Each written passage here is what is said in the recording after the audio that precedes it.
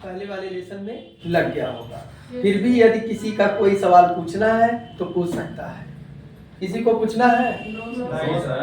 पूछना हो तो पूछ लीजिए। No sir. चलिए तो आगे अभी हम लोग अब पढ़ेंगे लेसन 2 इसका जो आएगा। और अब जाकर के क्या कहते हैं कॉम्प्लिकेटेड मैट्रिक्स अब आप जाके पढ़ने जा रहे हैं। अभी तक तो इंटर वगैरह में पढ़ा होगा, लेकिन अब थोड़ा सा कठिन मिलेगा और यहाँ से ध्यान से अच्छे से सीख लीजिए। इस लेसन को पढ़ने से पहले आज एक इम्पोर्टेंट बात आपको जाननी होगी, जिसका नाम होगा, एक टॉपिक है ई ट्रांसफॉर्मेशन रूल। क्या नाम है इसका? ई का मतलब एलिमेंट्री, इसको बोलते हैं एलिमेंट्री ऑपरेशन रूल या एलिमेंट्री ट्रांसफॉर्मेशन रूल या ई ट्रांसफॉर्मेशन रूल या elementary row column operation rule या elementary row column operation rule. कई नाम है इसका। फिलहाल शॉर्ट में हम इसको बोलते हैं, ध्यान से देखिएगा, ई ट्रांसफॉर्मेशन रूल बोलते हैं। अब क्या है ये रूल? इसमें 3 रूल है जो मैट्रिक के सभी नियमों की पूरी तरह से धज्जियां उड़ा देते हैं। क्या मतलब इसका मतलब ये हुआ, अभी तक आप जानते थे कि यदि किसी मैट्रिक में किसी नॉन जीरो नंबर से गुणा करना होता है तो उस मैट्रिक के हर एक एलिमेंट में हम किसी भी नॉन जीरो नंबर से क्या करते हैं? मल्टीप्लाई करते हैं। If you want to multiply by any non zero element to the matrix, then you have to multiply by this non-zero element to each and every element of the matrix. यदि आपको किसी भी matric के में किसी भी non zero number से गुणा करना हो तो सब में करते रहते थे। याद है आपको बताया था एग्जांपल। लेकिन ई ट्रांसफॉर्मेशन का ये पहला रूल कहता है, भाई साहब किताब बाद में मिला लीजिएगा घर जा करके, किताब बंद करिए पहले। किताब से मैं पढ़ाता हूँ क्या? पहले जो पढ़ा रहा उसे देखिए, उसके बाद फिर घर जाके मिलाते रहिएगा। किताब में पढ़ेंगे जीवन भर समझ में नहीं आएगा, पहले कॉन्सेप्ट समझ लीजिए, फिर किताब देखेंगे पूरा समझ में आएगा। तो ई ट्रांसफॉर्मेशन का पहला रूल है, किसी भी मैट्रिक के किसी भी रो में किसी भी कॉलम में किसी भी नॉन जीरो नंबर से गुणा कर सकते हैं। क्या मतलब ये है कि अगर a इज इक्वल टू 1 2 3 2 1 4 3 1 2 है तो हम चाहें तो इस मैट्रिक के किसी भी एक रो में या किसी भी कॉलम में किसी भी नॉन जीरो नंबर से मल्टीप्लाई कर सकते हैं। जैसे अगर हम चाहें तो ये पहले वाले रो में हम 3 से मल्टीप्लाई कर सकते हैं, 2 से कर सकते हैं, 1 से कर सकते हैं, 4 से कर सकते हैं, 5 से कर सकते हैं। तो 4 1 जा 4, 4 2 जा 8, 4 3 जा 12। समझ में आ रहा है? सिर्फ एक रो में या एक कॉलम में हम चाहे तो R2 में -2 से भी मल्टीप्लाई कर सकते हैं, चाहे -3 से कर सकते हैं। तो -6 -3 -12 हो जाएगा 3 1 2, ये कॉलम में भी चलेगा। तो पहला नियम कहता है किसी भी मैट्रिक के किसी भी रो में किसी भी कॉलम में किसी भी नॉन जीरो नंबर से मल्टीप्लाई कर सकते हैं। We by E transformation rule we can multiply by any non zero element to any row और any column to the matrix. Non zero element से, जीरो से नहीं करेंगे। मेरी पूरी बात समझ में आ गई? पहला नियम क्या कहता है? किसी भी मैट्रिक के किसी भी रो में किसी भी कॉलम में किसी भी नॉन जीरो नंबर से क्या कर सकते हैं? मल्टीप्लाई कर सकते हैं। या कॉलम में भी ये नियम लागू हो जाएगा। नंबर दूसरा रूल क्या है, जरा ध्यान दीजिए।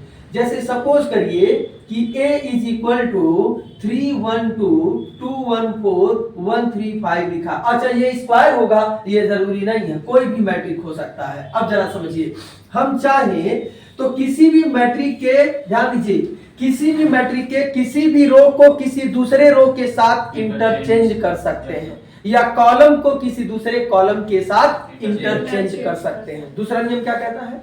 किसी भी मैट्रिक के किसी भी रो को किसी दूसरे रो के साथ या कॉलम को किसी दूसरे कॉलम के साथ इंटरचेंज कर सकते हैं। We can interchange any row to another row or any column to another column of the matrix। ये दूसरा नियम है। क्या नियम है इसका मतलब अगर हम चाहिए तो कोनो रो को R1 R2 को R1 R3 को R2 R किसी को भी हम इंटरचेंज कर सकते हैं। तो 2 1 4 3 यहाँ चला जाएगा और 3 1 2 1 यहाँ 1 3 5 4, ये दूसरा नियम हो गया। बोलिए सब लोग समझ गए? अब तीसरा रूल देखिए, a is equal to suppose करो 1 3 5 2 1 6 1 2 4 है। और इस तीसरा रूल क्या कहता है कि किसी भी मैट्रिक के किसी भी रो में किसी दूसरे रो को जो पहले से किसी नॉन जीरो नंबर से मल्टीप्लाई किया गया है जोड़ा या घटाया जा सकता है। क्या कॉन्सेप्ट है इसका?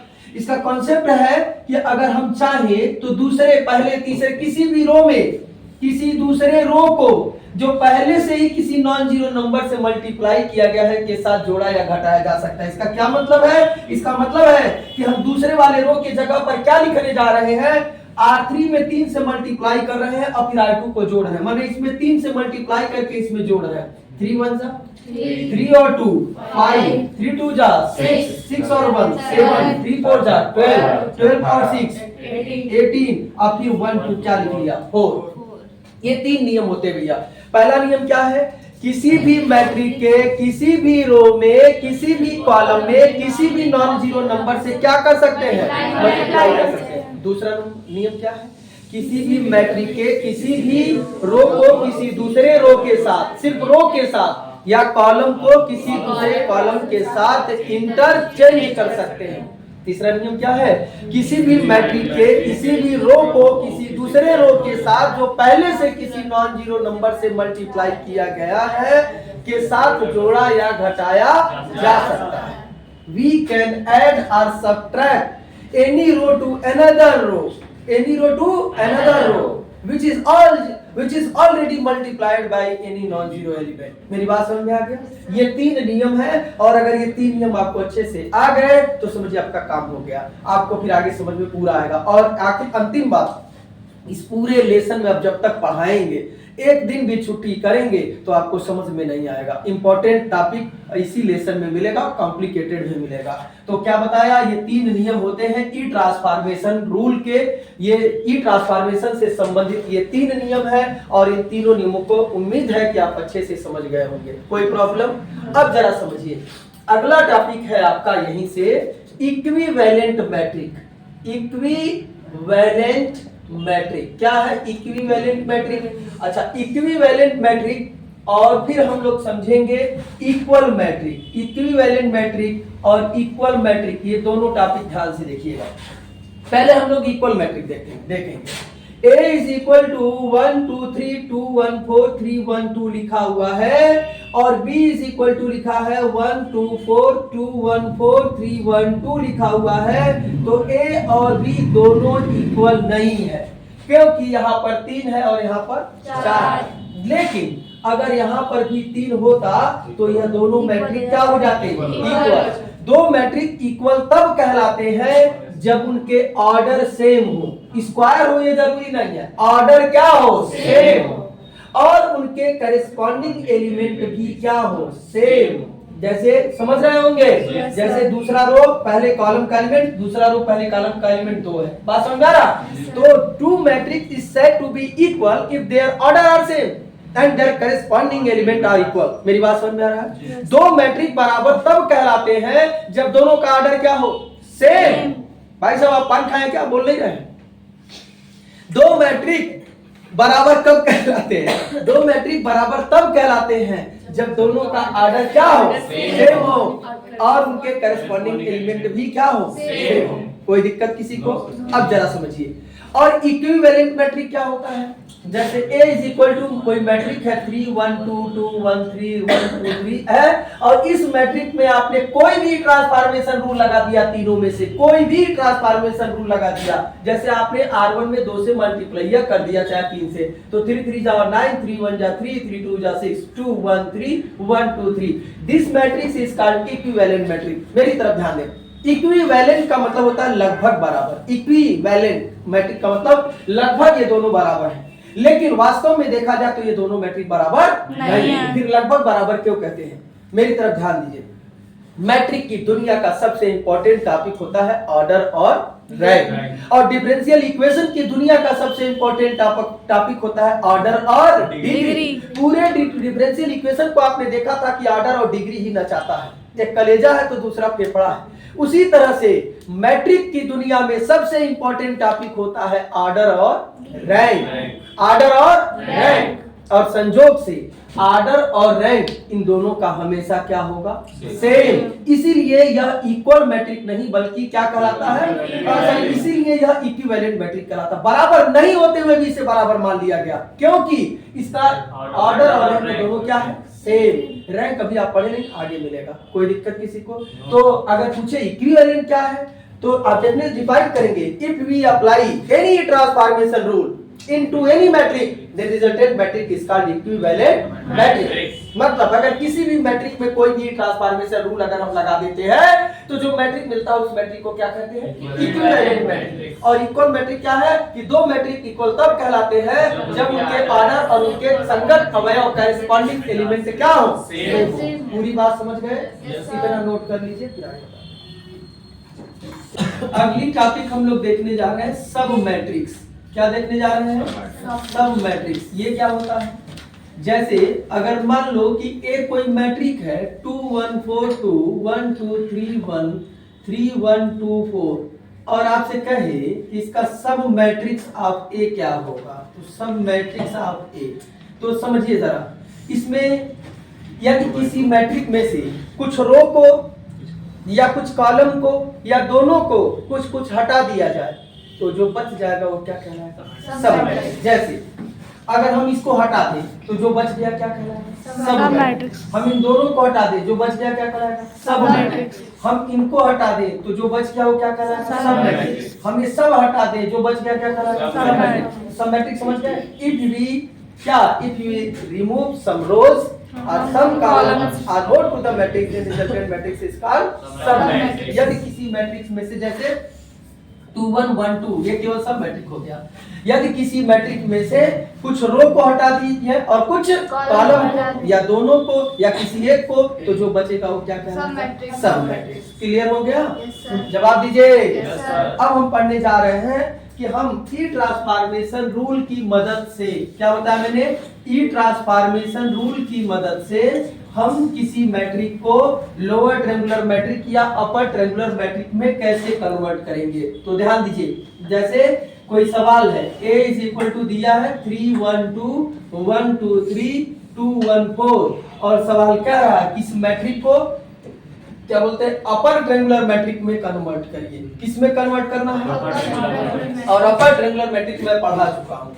किसी स्क्वायर मैट्रिक के नीचे का अगर सारा अवयव जीरो हो, एलिमेंट जीरो हो, तो उसे क्या कहते हैं, अपर ट्रायंगुलर मैट्रिक। तो you have to convert this matrix into upper triangular matrix with the help of E transformation rule. मतलब ई ट्रांसफॉर्मेशन रूल की मदद से इस मैट्रिक को अपर ट्रायंगुलर मैट्रिक में आपको कन्वर्ट करना है। तो सवाल क्या है, किस मैट्रिक को अपर ट्रायंगुलर मैट्रिक में ई ट्रांसफॉर्मेशन रूल के मदद से कन्वर्ट करना है। तो क्या करेंगे, ध्यान दीजिए, मतलब आपको यहाँ क्या लाना है, ये ध्यान दीजिए, बस इतने को छोड़ करके बाकी सारा क्या लाना है, जीरो। तो देखो ये कोई नियम नहीं है, लेकिन एक प्रोसेस है, अगर आप इसे फॉलो करेंगे तो आसानी से लगेगा। ऐसा नहीं कि कोई नियम है कि यहाँ हमेशा 1 किया जाए, लेकिन 1 करने से आपको थोड़ी सुविधा मिलेगी। बहुत सारी किताबों में बहुत सारे टीचर लोग कहते हैं वो 1 करना कंपलसरी है, लेकिन यहाँ there is no any need to convert this row and column element. मेरी बात समझ में आ रहा है? This first row and first column element to 1 करना ये कोई कंपलसरी नहीं है, कोई नीड नहीं है, लेकिन हम इसे अपनी सुविधा के लिए 1 करते हैं। आपकी किताब में लिखा हुआ है कि हाँ 1 करना कंपलसरी है, लेकिन मैं कह रहा हूं कोई कंपलसरी नहीं, कोई जरूरी नहीं है। लेकिन हमारा पर्पस क्या है, हमारा पर्पस है ये तीनों क्या हो जाए, जीरो।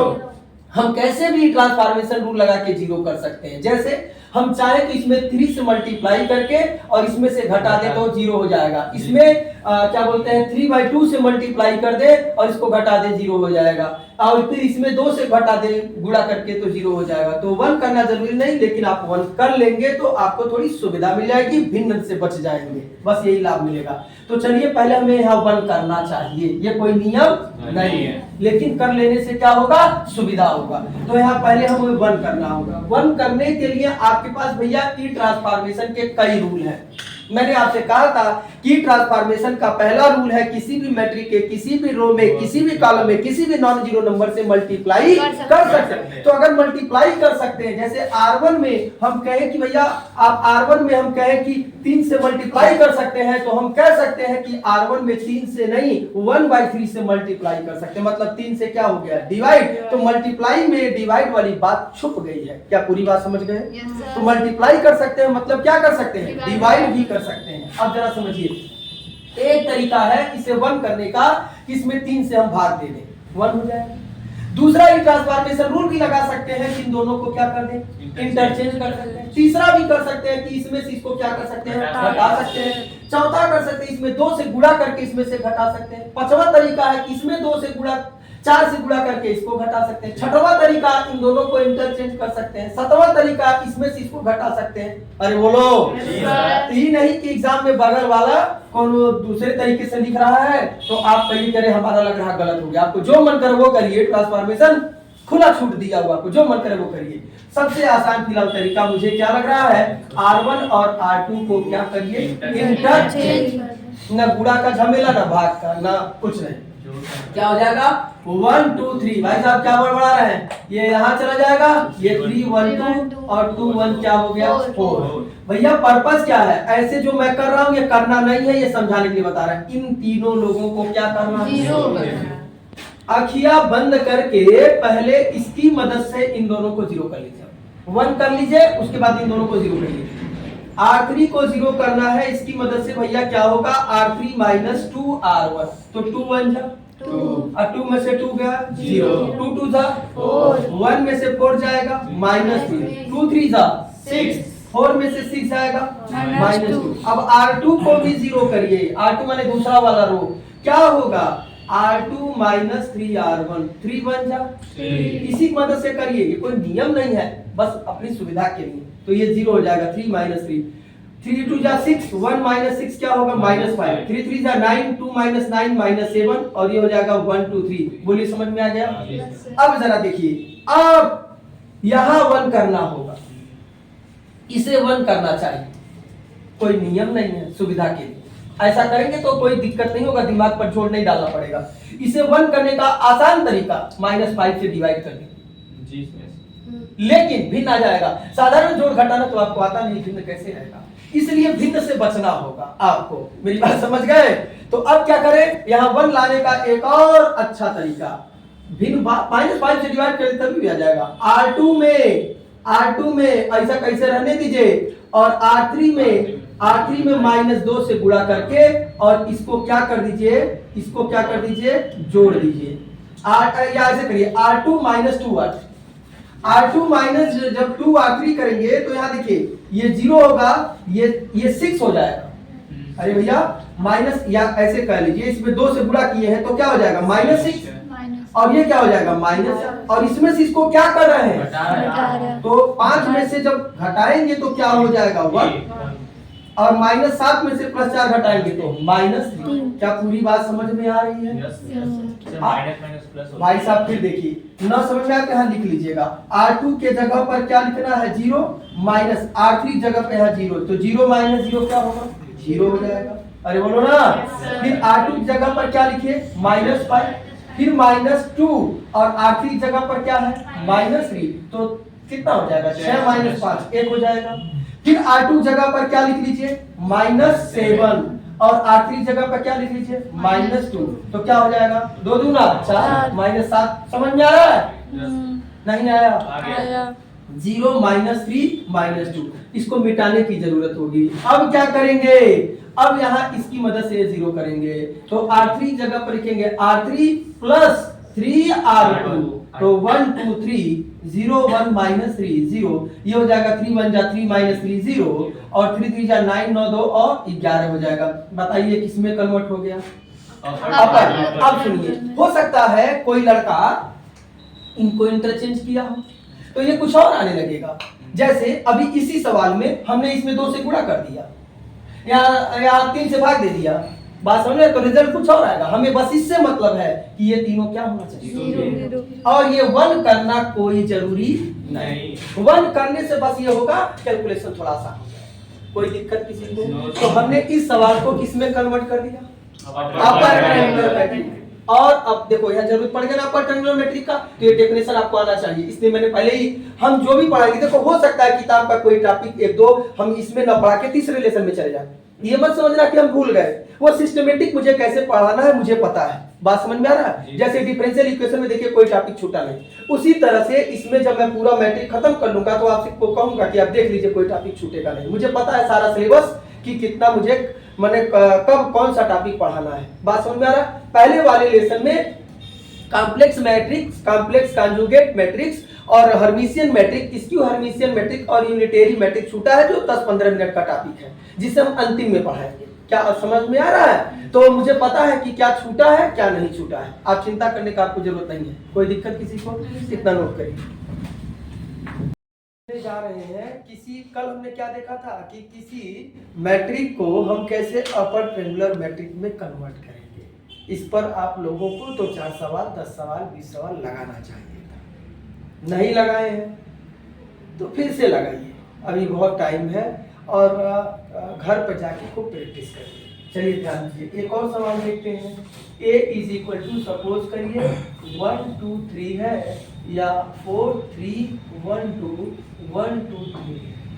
अब हमें इसे अपर ट्रायंगुलर मैट्रिक में, मान लीजिए इसे भी हमें किस में बदलना है? अपर ट्रायंगुलर मैट्रिक में बदलना है। तो अपर ट्रायंगुलर मैट्रिक में बदलने के लिए सबसे पहले हम प्रयास करते हैं कि यहाँ पर क्या हो जाए? 1 हो जाए। 1 करने के लिए हमारे पास आसान तरीका है कि इन दोनों को हम क्या कर ले? इंटरचेंज कर ले। R1 और R3 को क्या कर ले? इंटरचेंज। तो क्या हो जाएगा? 1 2 3 और यहाँ हो जाएगा 4 2 3 और ये हो जाएगा 3 1 2। अब हम लोग क्या करेंगे? अब हम लोग इसकी मदद से इन दोनों को क्या कर ले? 0 कर ले। तो R3 को जब 0 करना होगा तो R3 माइनस 4R1 लिखेंगे। तो 4 1 जा 4, 4 में से 4 गया 0, 4 2 जा 8, 2 में से 8 जाएगा -6, 4 3 जा 12, 3 में से 12 जाएगा -9 और R2 के जगह पर हमें 0 लिखना होगा तो R2 माइनस 3R1 लिखेंगे। 3 1 जा 3, 3 में से 3 जाएगा 0 होगा, 3 2 जा 6, 1 में से जाएगा -5, 3 3 जा 9, 2 में से -9 जाए -7, 1 2 और 3 हो जाएगा। अब हमें यहाँ पर क्या करना होता है? 1 करने का आसान तरीका है कि -5 से डिवाइड करते हैं, लेकिन भिन्न आ जाएगा, थोड़ा कैलकुलेशन टेढ़ा हो जाएगा, कठिन हो जाएगा। इसलिए हम लोग उससे भी आसान तरीका ये निकाल रहे हैं कि R2 में R3 को घटा दें। 1 2 3, 0 में से 0 जाएगा 0, -5 में से -6 घटाओगे तो 1 होगा और यहाँ 2 हो जाएगा, 0 -6 -9 हो जाएगा। और अगली लाइन में इसकी मदद से इसको 0 करना है तो R3 जगह पर लिखना होगा R3 प्लस 6R2, 0, 6 1 जा 6 -6 0, 6 दूना 12 में से 9 जाएगा 7 हो जाएगा, 0 1 2 होगा, 1 2 और क्या हो जाएगा? 3। भैया जी किस में कन्वर्ट हो गया है? Upper triangular matrix. किस में कन्वर्ट हो गया? Upper triangular matrix. किस में कन्वर्ट हो गया? Upper triangular matrix. इसे नोट करिए, यहाँ ध्यान से सुनिए। जैसे सपोज करिए कोई सवाल है a इज इक्वल टू 3 1 2 1 2 3 1 3 4 और इस मैट्रिक को हमें यूनिट मैट्रिक में कन्वर्ट करना है। इसमें कन्वर्ट करना है तो हमें इसका मतलब है यूनिट मैट्रिक का मतलब यहाँ 1 1 1 बाकी सारा 0। तो पहले प्रयास हम यहाँ क्या करें? क्या हो जाए? 1 ऐसा करने के लिए कोई ऐसा नियम नहीं है कि 1 किया जाए, 1 अपनी सुविधा के लिए करते हैं। चाहे तो हम डायरेक्ट इन दोनों को 0 करें बिना 1 किए, हम ऐसा भी कर सकते हैं, लेकिन 1 कर लेंगे थोड़ी सुविधा हो जाती है और कोई बात नहीं। R1 R2 को इंटरचेंज कर लीजिए तो 1 2 3 और फिर यहाँ होगा 3 1 2 फिर 1 3 4। अब जरा ध्यान दीजिए, इसकी मदद से इन दोनों को क्या करना है? 0। R3 को 0 करना है, R3 माइनस R1 होगा, 1 में से 1 जाएगा 0, 1 और 1 होगा।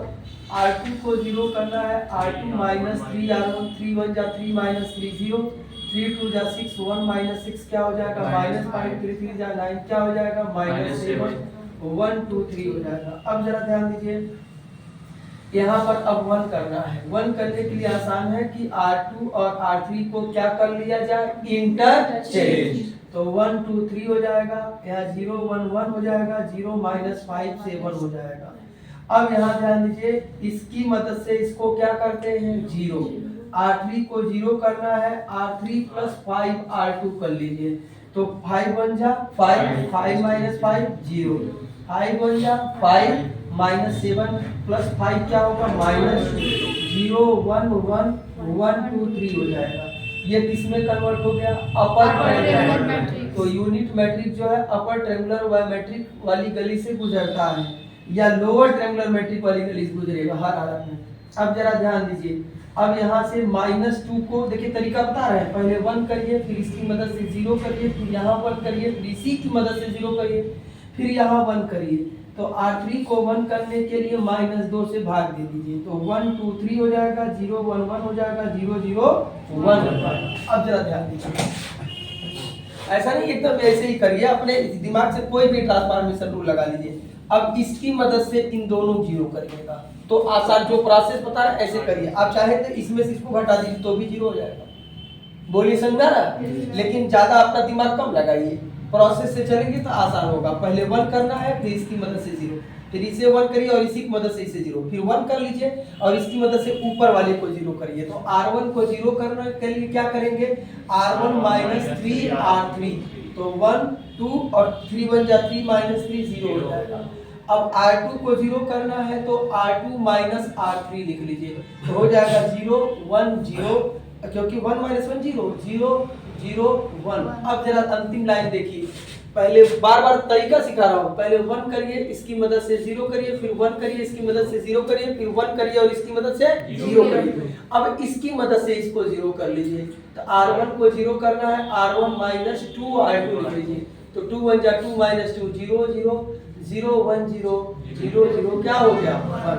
किसमें कन्वर्ट हो गया? यूनिट मैट्रिक्स में। क्या पूरी बात समझ में आ गई? Yes sir. तरीका समझ गए? पहले क्या करेंगे?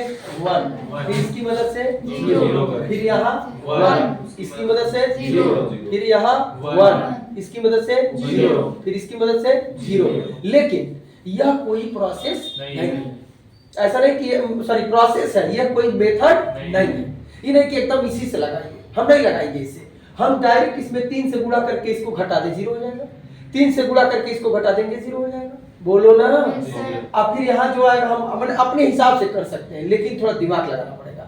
इसलिए, और मैं जानता हूँ आपका दिमाग थोड़ा कम है, इसलिए मैं चाह रहा हूँ कि इस प्रोसेस से आप लोग लगा दीजिए, कोई दिक्कत नहीं।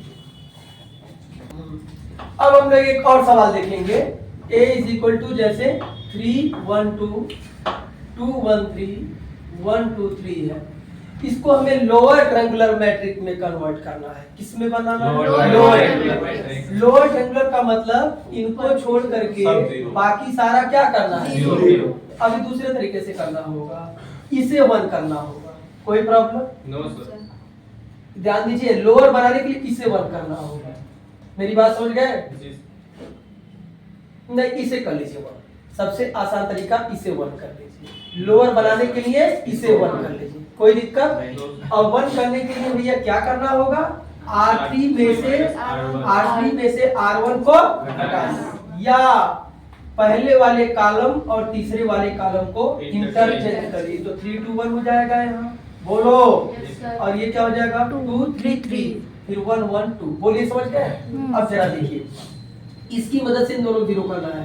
R1 को 0 करना है, R1 - 3 R3, 3 1 जा 3, 3 से 3 हो जाएगा, 3 2 जा 6, 1 - 6 -5, 3 3 जा 9, 2 - 9 -7। इसे भी 0 करना होगा, तो R2 को क्या लिखेंगे? R2 - 2 R1, 2 1 जा 2, 2 - 2 0, 2 2 जा 4, 1 - 4 -3, फिर ये क्या हो जाएगा?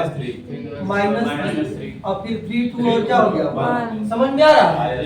अब इसे 1 कर लीजिए और इसकी मदद से ऊपर वाले को 0 कर लीजिए। तो R2 को 1 करने के लिए आसान तरीका क्या है? -3 से डिवाइड कर लीजिए। सब लोग तो समझ रहे होंगे। अब यहाँ 1 1 0 3 2 क्या हो जाएगा? 1। भैया इसकी मदद से इसको 0 कर लीजिए, तो R1 को 0 करना, R1 + 5 R2, तो क्या हो जाएगा? 5 1 जा 5 हो जाएगा, -2, ये 0 0 1 1 0 3 2 1, ये किसमें कन्वर्ट हो गया? कंफर्म हो गया?